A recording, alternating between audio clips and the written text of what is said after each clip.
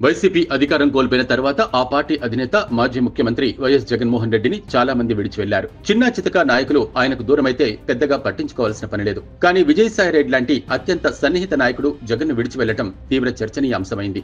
జగన్ ను వీడి వెళ్లడానికి ప్రధాన కారణం ఆయన చుట్టూ ఉన్న కోటరి అని ఆయన స్పష్టం చేశారు. విజయసాయిరెడ్డి ఆరోపణలపై చాలా విమర్శలొచ్చాయి.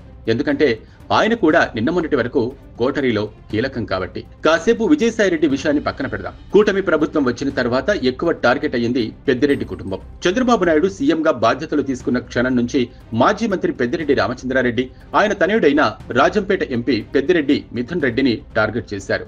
మదనపల్లె సబ్ కలెక్టర్ కార్యాలయంలో ఫైల్స్ దగ్ధమైతే దాని వెనుక పెద్దిరెడ్డి ఉన్నారంటూ పెద్ద ఎత్తున ప్రచారం చేశారు.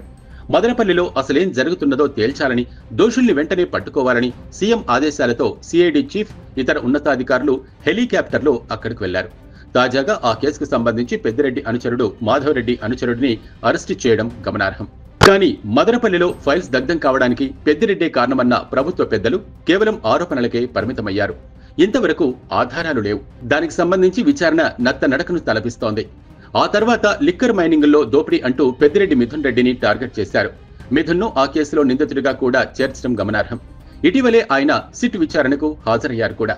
అలాగే అటవీ భూముల్ని భారీగా ఆక్రమించారంటూ ప్రభుత్వ అనుకూల మీడియాలో కథనాలు రావటం, వెంటనే విచారణకు సంబంధిత శాఖ మంత్రి పవన్ కళ్యాణ్ ఆదేశాలు ఇవ్వటాన్ని అందరూ చూశారు. అయితే అలాంటిదేమీ లేదని సంబంధిత ఉన్నతాధికారులు తేల్చడంతో కుమ్మక్కయ్యారని ప్రభుత్వ యంత్రాంగాన్నే ఆ మీడియా హెచ్చరించడం గమనార్హం. పెద్దిరెడ్డి కుటుంబాన్ని తీవ్రంగా టార్గెట్ చేస్తున్న నేపథ్యంలో రకరకాల ఊహాగానాలు తెరపైకి వచ్చాయి. కేసుల నుంచి తప్పించుకోవడానికి, ముఖ్యంగా మిథున్ రెడ్డి భవిష్యత్తును దృష్టిలో పెట్టుకుని బీజేపీలో వాళ్లంతా చేరిపోతారనే ప్రచారం విస్తృతంగా సాగింది.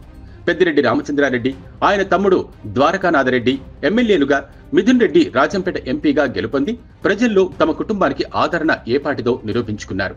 సహజంగానే ఇది పార్టీలోనే జగన్ కు దగ్గరగా ఉన్న కొందరికి కంటగింపుగా తయారైంది. జగన్ దయా దాక్షిణ్యాలపై వాళ్ల రాజకీయ మనుగడ లేదు. వైసీపీ జగన్ పేరు చెప్పుకుని రాజకీయంగా వాళ్లు బతికే పరిస్థితి ఎంతమాత్రమూ లేదు. అందుకే ఆత్మాభిమానంతో రాజకీయం చేస్తుంటారు. జగన్ దగ్గరికెళ్లి చేతులు కట్టుకుని నిలబడే రకం కాదు. తమకు ఆత్మాభిమానం ఉండటం వల్లే నాయకుడి గౌరవాన్ని కాపాడాలని వారు కోరుకుంటున్నారు.